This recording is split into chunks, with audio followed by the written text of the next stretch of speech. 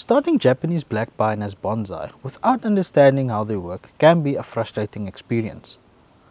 Many beginners plant their seeds with high hopes, only to struggle with slow growth, weak trees, or even failure. The truth is, pines follow a unique development process that requires patience and the right techniques and understanding their seasonal growth cycles. There's also a common myth that pines are nearly impossible to develop as bonsai unless you've been growing them for decades. While they do demand time and commitment, the right approach can dramatically speed up this process. Pines have a deep-rooted history in bonsai, especially in Japan. They symbolize endurance and resilience. Over the years, bonsai masters have refined the techniques to develop these trees efficiently, methods that, if followed correctly, can yield incredible results.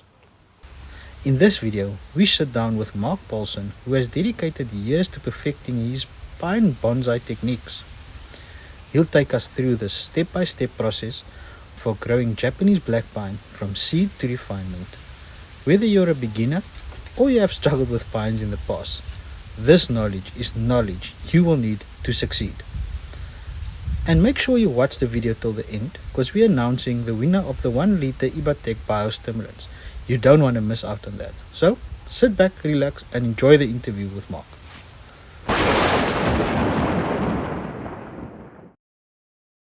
When it comes to germinating the seeds, you simply take the seed, soak it in a bowl or a glass of hot water for 24 hours. Those that sink to the bottom are fine. Those that float are full of air, so they are discarded. Simply take the seeds, plant them into a seed flat. I'd usually do 20 or 30 at a time. Within a couple of weeks, you'll see the little sprout stick out and they start to grow. September, the seeds are planted. December, you remove those little seedlings and plant them up into a smaller container. You leave them until the following spring. Come spring, your tree will be strong enough to plant into a small colander. And the reason why we use colanders is that once your roots fill the container, the root tips will eventually reach all of these holes. And once those little root tips reach the holes, they'll poke through and they will essentially root prune themselves. So by root pruning, they realize that I'm hitting air, so I can't grow any further, and that single root will issue secondary roots and tertiary roots. Those roots will in turn also hit these little holes of the colander and issue further back budding of roots, so to speak. So in a very short period of time, you're going to achieve a very dense root ball, which promotes nabari growth as well at the surface, and the absorption rate of water and nutrients is so much more because you have a lot of roots. And the more roots you have, the more growth you achieve at the top. And what your goal is in developing Japanese black pines is to get as much growth as possible, as quickly as possible. So during this stage of development, you want to achieve length, and you want to achieve strength in your lateral branches. So try not to prune off any of the branches unless you have bar branches. We always want to eliminate bar branches because bar branches create inverse taper. So if you have a branch coming out at one point and you have another branch coming out exactly the opposite side, just remove one. As the tree grows, just keep removing so that you have one leader and side branches that don't turn into bar branches. The focus is to develop girth and thickness in your trunk as well as in your base, because you want to develop nabari, which are the roots that radiate from the base of the tree. We keep the tree in the colander small colander for, I'd say, 2 years, at which point we'd like to transplant this into a larger colander. You can plant this colander into another colander, thereby not disturbing the roots. Those little root tips that are sticking out the edges will eventually just grow into the second colander, and you won't disturb the growth of the tree. But it becomes a problem when you eventually have to remove this from the colander and you've got roots growing through there. Then you have to start cutting the plastic, which becomes a bit of an issue. So after 2 years, I remove this tree from the colander and transplant it into a larger colander, that sort of size. That works well. Here you can see the roots sticking out of the colander, which means they've now root pruned themselves and they're issuing more and more roots closer to the trunk, which is what we want. And that develops that fat nabari at the bottom of the tree.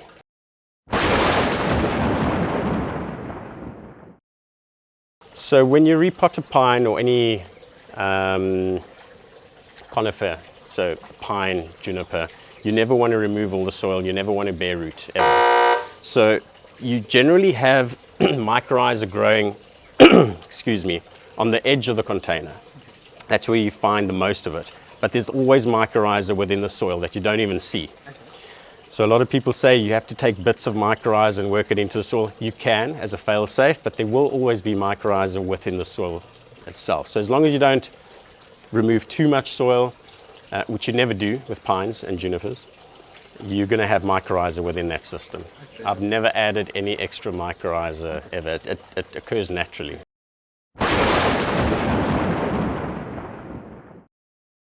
In development, you want to achieve branch thickening, you want to achieve trunk thickening.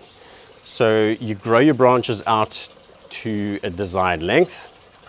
Once they've achieved their thickness that suits the tree, you start a process of decandling, shoot selection, which is a part of refinement. But prior to that, if you want to achieve more girth at the base of the tree, more thickening, if you want to achieve a larger tree, it is advisable to plant it in the ground. So this tree I did plant in the ground for 2 years. You can see the base is really nice and thick. So this tree has been in a colander and then in the ground and now back into a colander. If you compare this tree to this tree, they're exactly the same age, same seed, treated the same, grown in a colander. This tree was not planted in the ground. So the base is a lot thinner. So it is an option if you have the opportunity to plant your pine in the ground. You're going to double up your base thickness within 2 years, 2 to 3 years.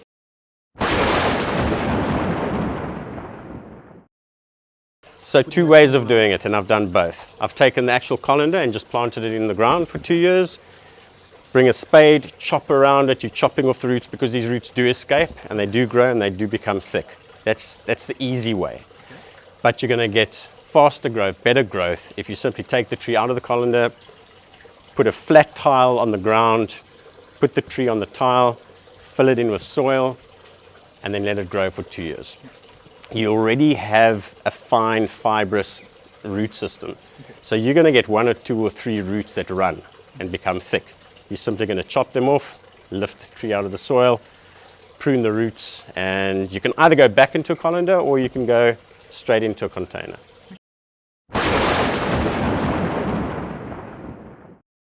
When I remove the trees from the ground, I don't leave them in for longer than 2 years. I do have trees that are in the ground that have been in for longer than 2 years, and I'm going to have to tackle that when the time comes. But generally, a punnet-sized container. Let me grab one. Actually, I've got one right here. So, yeah. So, punnet size generally works perfectly after the tree's been in the ground for 2 years. You're going to have thicker roots that are running away. They're trying to escape. But as I said before, you still have that fibrous root system. So that fibrous root system is also going to extend. Okay. But it's not going to extend as rapidly as that runaway root. Runaway root, you simply just cut off and try and cut a section of roots that's going to fit into a punnet. I try all sorts of techniques. So this one was grown in a colander. 2 years later, I put it into a second colander. And then I realized that I I planted the first colander too deep into the second colander. So there's only a little bit of extra soil. Yes. So I decided, okay, I'm not going to remove it because this was 6 months later. So I decided to not disturb the roots and simply plant both of them into a punnet with a lot of soil, which gives those roots that are now escaping a lot of soil to extend and grow. And as a result, the tree just took off. You can see this one shoot has, this is one season's growth. This happened in September last year. So that is the spring candle, which is quite phenomenal. And the reason why I've left this, it's a sacrifice branch. You'll see that the trunk of this tree is pretty much the same thickness all the way to the top. And the reason for that is my initial sacrifice branch was the leader. So this branch was pretty much that long, and everything below your sacrifice branch is going to benefit from the nutrition that it takes up and the photosynthesis and the growth, the occurring growth thereof. So if your sacrifice branch is at the top, everything below, so your entire trunk is pretty much going to thicken up at the same rate, so you don't get much taper. And that's why I decided to leave a bottom branch as a secondary sacrifice branch, just to thicken up the base. So within, I'd say, 2 years, that base is going to be twice as thick, and then at least it'll have better taper. So you can have a tree in development as well as refinement at the same time. You can have this branch, which is in development because I haven't decandled. You can see it's a lot stronger. These, I've decandled all of these, so these are now in refinement. So you can have a tree that's in development as well as refinement at the same time.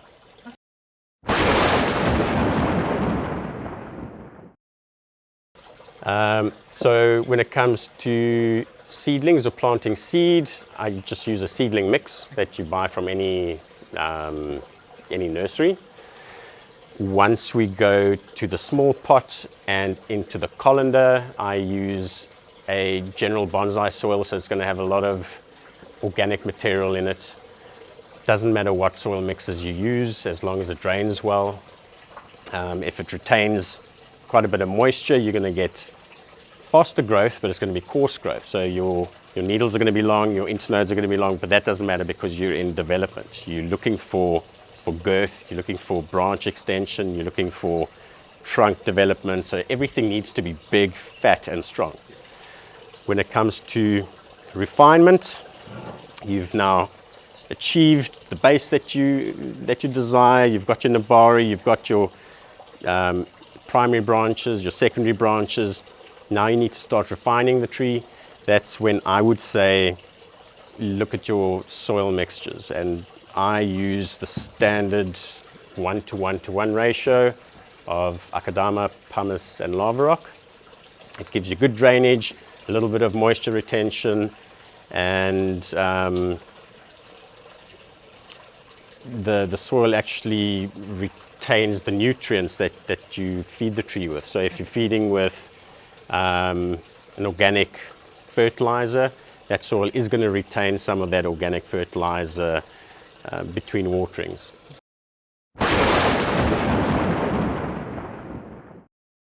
So when it comes to refinement of the tree, your goal is shorter needles, shorter internodes, and bifurcation. So you want your branches to ramify. You want your internodal growth between last year's needles and the next year's needles to be short, and you want ramification. So on each pad, if you have five candles or 5 shoots, every year you want to double that up. So your ramification goes from 5 to 10, from 10 to 20, from 20 to 40 within 3 years. So what I do is I follow a specific routine, and it's very basic. In spring, your shoots are going to extend into candles on the whole tree. on the 1st of December, and I use the 1st of December just as a base reference, and this is going to change, but I'll explain how and why. But on the 1st of December, so in summer, you remove your spring candles, each and every single one of your spring candles. So if you have a bud there, in spring that bud's going to extend into a little candle. By summer, and I use the 1st of December as summer, I remove each and every single one of those candles on the tree at the same time. What that does then is the tree triggers a second flush of growth. So you're going to get a set of buds, either 2 or 3 or 4, sometimes 5 or even 6 new buds, ideally 2, which will develop at the cut site. So these will be last year's needles. You're going to get your spring candle. It's going to open up into needles, and on the 1st of December I remove that by cutting it right down to the base of last year's needles. I'll get a secondary flush of buds, which will then extend, open up through the summer season and turn into shoots, which look like that, or on the rest of the tree like that. What we do then is we wait until all of these secondary shoots have hardened off, and by hardened off I mean the needles are sharp to the touch. They start to turn from a lime green, which they are now, to a darker green, and they adhere to the stem. When you try and pull them off, they don't pull out easily. That's when you know the tree's now hardened off. At that stage, which is generally any time between March and May, we go back and we shoot select. So at each cut site, we're going to end up with 1, 2, 3, sometimes 4, sometimes 5, sometimes 2. If we have 3, we're going to remove 1 of these little shoots, leaving the remaining 2 shoots. Ideally, you want to leave 2 lateral shoots. If the one is very weak and the other one's a lot stronger, then we select 2 that are pretty much the same strength. We can always just wire them into the correct orientation if necessary. We do that across the entire tree.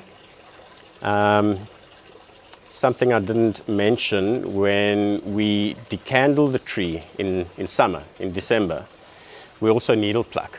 So by removing all the candles at the same time, we need to balance the energy of the tree. So if you have more needles at the top of the tree than at the bottom of the tree, because the tree is apically dominant, naturally it's going to be stronger at the top. We start to pluck needles, and we want to balance the amount of needle growth or the needle density from the top of the tree to the bottom of the tree. So you have a look at your tree. At the bottom of the tree, or at the weaker portions of the tree, if you, for example, have 8 pairs of needles per shoot, you look at the top of the tree, you're going to have 12, 15, 18 pairs of needles per shoot. You want to needle pluck the top and the stronger parts of the tree until you get to around 8 to 10 pairs of needles per shoot, which is going to be the same as what you already have at the bottom or at the weaker parts of the tree. So by doing that, you're balancing the energy of the tree. And what that actually means is if you have more needles in one portion of the tree than in other portions of the tree, you're going to have more transpiration because you have more needles, so the tree is going to transpire more at that point. And when a tree transpires more at one point, it pulls resources to that point. So it's going to get stronger. The stronger part of the tree is going to get stronger. The weaker part will get weaker. Therefore, we need to balance by pulling out those needles.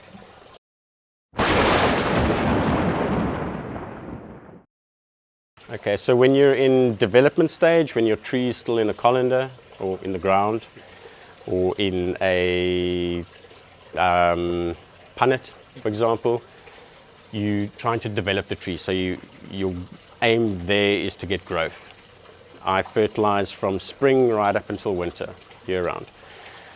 When your tree reaches refinement stage, you want to hold back on fertilizer after you've decandled. So basically just remove the fertilizer from your tree a couple of weeks before you decandle, or if you fertilize with liquid fertilizer by hand, water, just stop fertilizing by the time you decandle. And the reason for that is once you decandle your tree in summer, in December, you're going to have a new set of shoots coming out, which are going to turn into new little candles and new little branches. Your aim is shorter needles, shorter internodes. So if you fertilize then, you're going to boost the tree and you're going to get long needles, long internodes. So once that second flush comes out, you're not going to be fertilizing until everything is hardened off in autumn. So March, April, May, as long as your tree is hardened off and those little needles aren't still extending, then you start fertilizing again. So autumn is always the best time to fertilize because you're building reserves for winter as well as for your spring push of buds and new candles.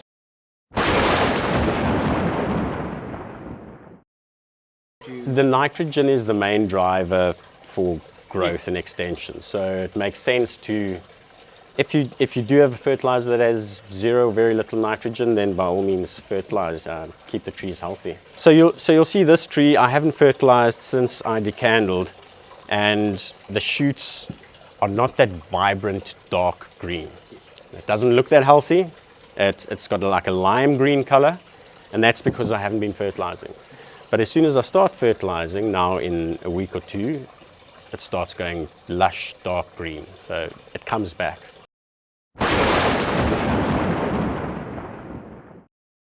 So all of these trees that you see here, whether it be that size or the big one in the colander or the little tree, these are all trees that are planted from seed in 2015 and 2017. So they're either 8 or 10 years old.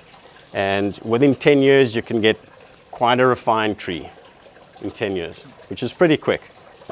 But for those that don't want to wait 10 years, you can buy a seedling, a 2-3-year-old seedling, or a beginner pine, something about that big that's already in a pot.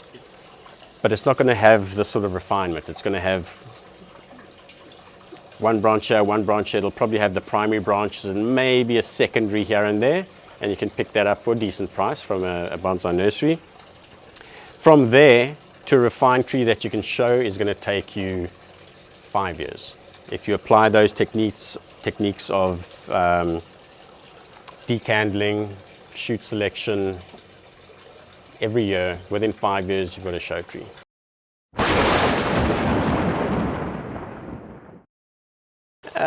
Pretty much immediately when I bought my first pine from Gail, from Bishopsford Nursery, about 20 years ago, didn't know what to do with it. So I immediately went onto the internet and I ordered some books from America, which Bonsai Today. Very, very helpful. A lot of information in these books, and the techniques mentioned in those books are similar to these, but they use a slightly different variation, whereby instead of decandling every single shoot at the same time, they suggest decandling the weak zones first, the medium zone second, 5 to 10 days later, and then the strong zones last, like a week later or a week and a half later. And that works as well because you're removing the shoots on the weaker branches, which gives them more time to set a second flush of growth compared to the medium and the strong zones. Strong zones are already strong, so the minute you decandle that, they're going to start pushing those buds almost immediately. The weaker ones are going to take a week or two longer to push those buds. So it makes sense to decandle those first, so that by the time those buds are starting to push, 2 weeks later you've taken off the strong, they almost immediately start pushing new buds, so you've then balanced. But if you have 20, 30 trees, you're going to battle to keep track of that. And Ryan Neal, for example, suggested that you just decandle everything at the same time. As long as you balance the energy of the tree, the same amount of energy will be pushed to the weaker lower branches compared to the stronger apical branches. So just by balancing that energy, which you do by needle plucking, you can decandle at the same time. And the timing of that decandling is quite important as well. I use the 1st of December as my baseline. Some years I'll decandle on the 1st of December and I'll get this sort of result, very small compared to a year or two ago when I decandled on the 1st of December and the growth was almost twice as much as the growth I've achieved now, which is not ideal. So it depends on your microclimate, the difference between your summer last year compared to your summer this year.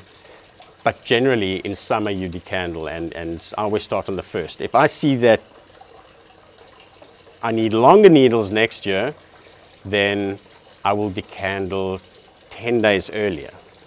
So 20th of November next year I'll decandle, because these are actually a little bitty too short. So next year I'll just make a note on a tag. I'll say 20 November. Then I know next year, I must decandle this guy at 20th of November. But it's generally end of November, beginning of December is when I start decandling.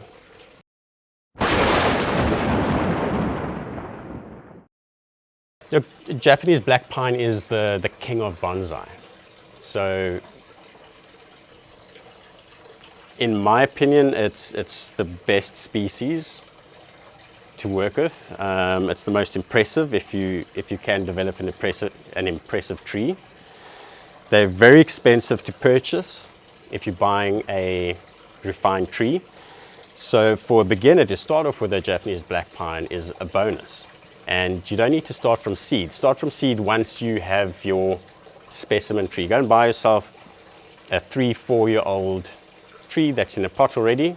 It's going to take you 5 years to get it to show worthy.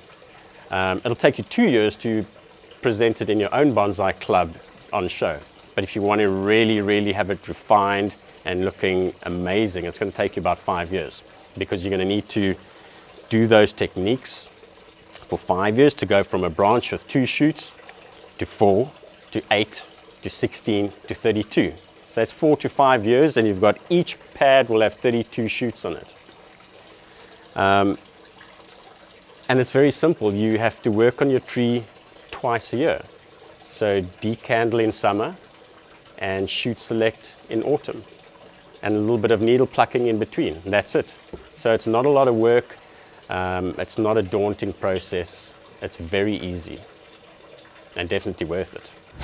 What an insightful journey we had today with Mark Polsen. Today we learned about key steps for successfully growing Japanese black pine as bonsai, from planting the seeds to developing the trunk thickness to refining the tree for that classic bonsai look. Mark shared valuable techniques that can save us years of trial and error, making the process smoother and more rewarding.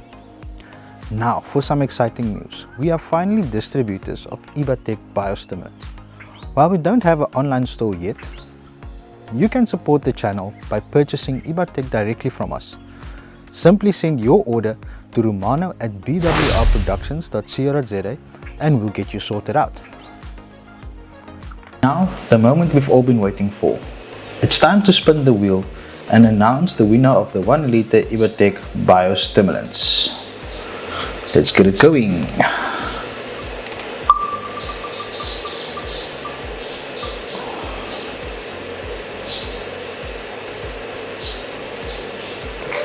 And the winner is Tola Smith.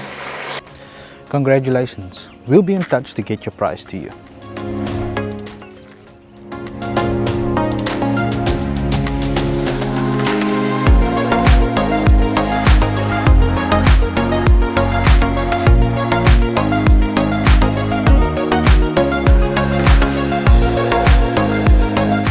Thank you for watching this video, and if you found this video helpful, don't forget to like, comment and subscribe. Until next time, happy bonsaiing!